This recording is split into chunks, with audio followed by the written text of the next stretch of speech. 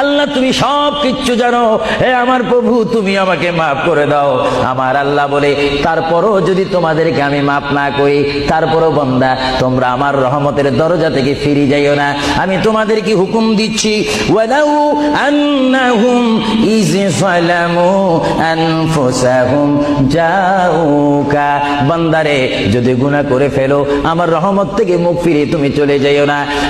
বান্দা, আকাশ পরিমাণ যদি গুনাহ করো, পাতাল পরিমাণ যদি গুনাহ করো, সাগরের পানি পরিমাণ যদি গুনাহ করো, পাহাড় তুলনায় যদি তুমি গুনাহ করো, আমার দরবার থেকে তুমি নিরাশ হইও না।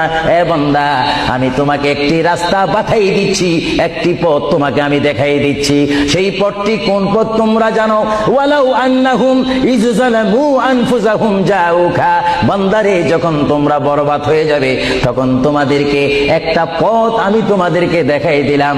সেই পথটির নাম হচ্ছে আমার রাসূলের মদিনা। জোরে বলেন সুবহানাল্লাহ।